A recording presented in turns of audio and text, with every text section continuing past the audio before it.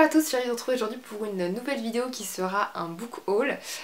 J'ai pas reçu énormément de livres ces derniers mois, tout simplement parce qu'il y a eu le confinement, donc les maisons d'édition n'envoyaient pas de livres forcément.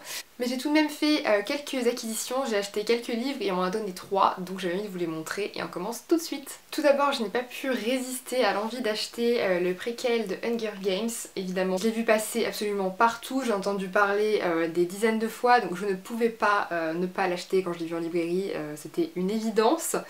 Donc pour ceux qui ne savent pas de quoi ça parle, il me semble que ça se passe 60 ans à peu près avant la trilogie qu'on connaît tous. Et on retrouve donc Snow, le fameux Snow, qui à l'époque n'a que 18 ans et qui est pour la première fois mentor des jeux et se retrouve à devoir coacher une fille du district 12, ce qui est quand même très honteux pour lui.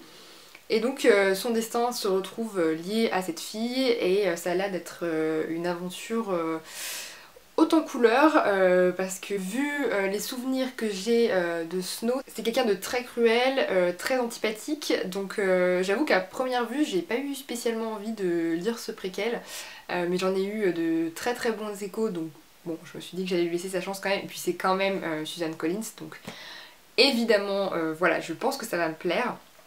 Mais je pars avec un petit a priori voilà, par rapport à Snow. Je pense que l'autrice va réussir quand même à rendre la chose hyper intéressante et peut-être Snow pas aussi antipathique qu'on le pense, je sais pas. Ou alors il va être au summum de sa cruauté et on va comprendre pourquoi est-ce qu'il est comme ça, je ne sais pas.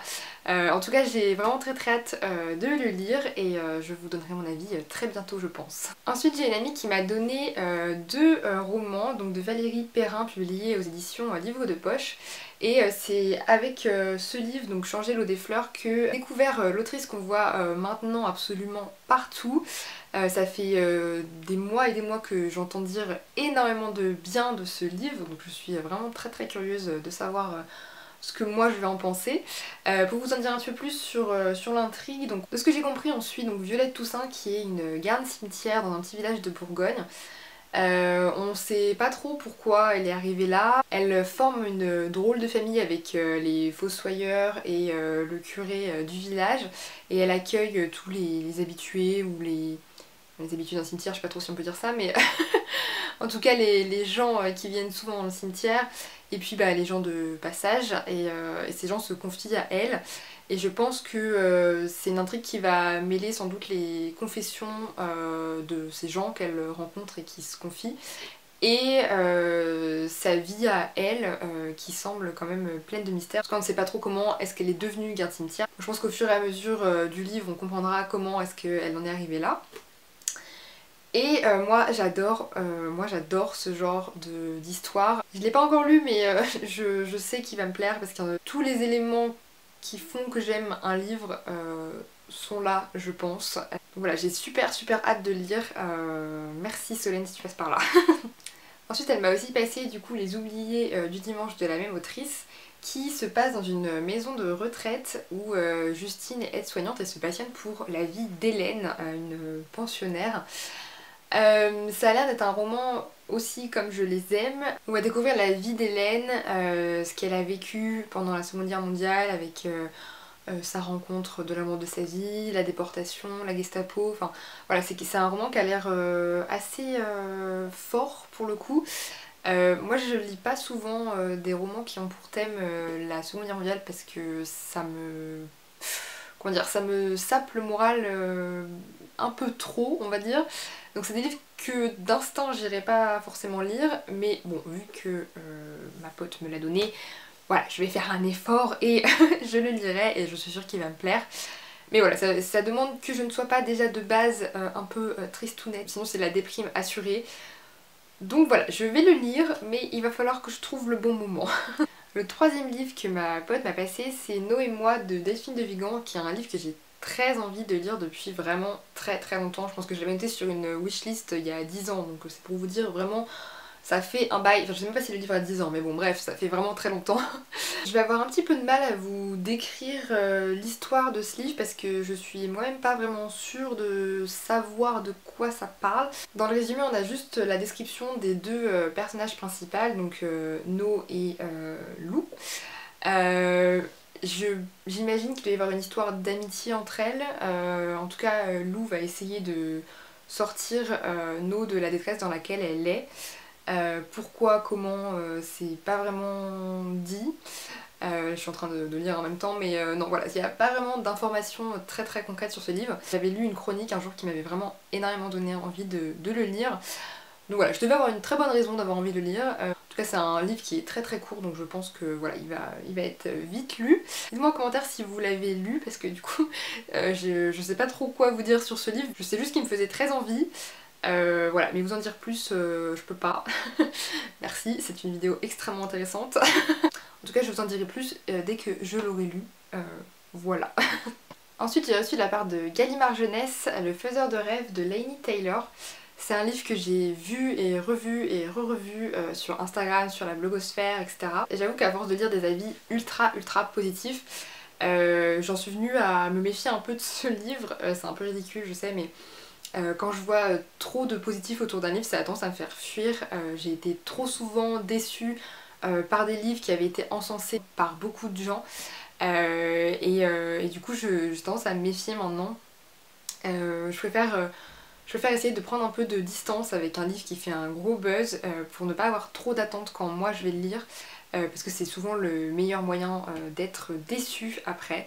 Donc voilà, je préfère un peu prendre du recul et lire le livre plus tard, ce qui est le cas avec Le Faiseur de rêves, puisque c'est un livre qui est sorti depuis quand même un petit moment et que j'ai reçu à l'occasion de sa sortie en poche. C'est un livre de fantasy et je ne peux pas vraiment vous en dire plus car je ne saurais pas quoi vous dire de plus. La description est très vague. Et en fait ça aurait pas vraiment de sens que je la vous raconte parce que moi-même je la comprends pas tellement. Donc en gros voilà, je sais que c'est de la fantaisie, je sais que ça a une épopée, je sais que l'autrice a une très belle plume parce que j'ai un peu feuilleté le livre, qu'elle a aussi un certain talent de conteuse. Donc je pense que c'est un livre qui est assez poétique et agréable à lire. Nous verrons bien, écoutez, nous verrons bien ce que je vais en penser. Je pense que je le lirai plutôt en automne-hiver parce que c'est plutôt une ambiance à mon avis qui me conviendra plus à ce moment de l'année. Voilà, donc je vous en dirai plus une fois que je l'aurai lu. Et enfin j'ai totalement craqué sur ce roman qui s'intitule Été anglais, la saga des Casalets tome 1 de Elizabeth Jane Howard, publié chez... attendez... le Quai Voltaire, je crois que c'est. Je connaissais pas du tout comme maison d'édition, mais oui, ça doit être ça. Je sais plus chez quelle blogueuse je l'ai vu ce livre, mais vraiment instantanément, je me suis dit, il me le faut. C'était même pas négociable, il me le fallait tout de suite. Donc je l'ai commandé et je l'ai eu un mois après, mais bon, bref, j'ai voulu commander chez Manivert du coin qui avait clairement des soucis avec la distribution, ce qui est tout à fait normal. En attendant, moi je trépignais un peu d'impatience. Ce livre, il me fait énormément penser à Downton Abbey. Il se passe dans le Sussex, en Angleterre. Et il a l'air tellement bien. Donc il se passe en 1937. La vie d'une famille, alors je ne sais pas si c'est noble ou bourgeoise, mais en tout cas voilà, on suit leur vie et celle de leurs domestiques, d'où le fait que j'ai pensé à Downton Abbey. Et ça a l'air juste incroyable. Apparemment c'est un classique contemporain au Royaume-Uni. Donc voilà, que vous dire de plus? Moi il y a tous les ingrédients que j'ai. On a l'Angleterre, on a les histoires de famille, les secrets de famille, l'ambiance Downton Abbey, et puis bon bah la période historique qui est, même si je viens de dire que j'aimais pas trop les histoires qui se passaient pendant la Seconde Guerre mondiale, j'aime bien les histoires qui se passent avant, ou du moins qui sont pas liées avec vraiment la guerre en elle-même très crue on va dire, avec vraiment les batailles et les descriptions autour et puis tout ce qui est déportation etc, parce que ça me pèse énormément sur le moral, mais ce qui est un peu autour et surtout les histoires de famille autour de la guerre, ça c'est un truc qui me fascine totalement. Non pas que les batailles ne me fascinent pas, mais elles agissent sur mon moral de façon très différente. Je ne sais pas si ce livre est très connu pour le moment en France, j'ai pas l'impression, mais en même temps je me rends pas trop compte parce que je vois juste pas beaucoup passer sur Instagram. Enfin, Instagram n'est pas un baromètre en matière de popularité d'un livre non plus, hein, donc voilà, donc n'hésitez pas à me dire si vous l'avez lu, je serais vraiment très curieuse d'avoir votre avis dessus. Comme d'ailleurs sur tous les livres que je vous ai présentés. N'hésitez pas à me dire si vous les avez lus ou si simplement ils vous tentent. Dites-moi aussi quels sont vous les livres que vous avez reçus ou acquis récemment. J'aime bien savoir un petit peu ce qui se passe dans vos bibliothèques aussi. Voilà, et bien écoutez, n'hésitez pas à vous abonner, ça me fait toujours super plaisir. Je sais qu'il y a eu quelques petits nouveaux qui sont arrivés récemment. Et ça me fait très chaud au cœur. Voilà, donc je vous remercie d'être de plus en plus nombreux par ici. Et je vous dis à très bientôt pour une nouvelle vidéo. Bye bye!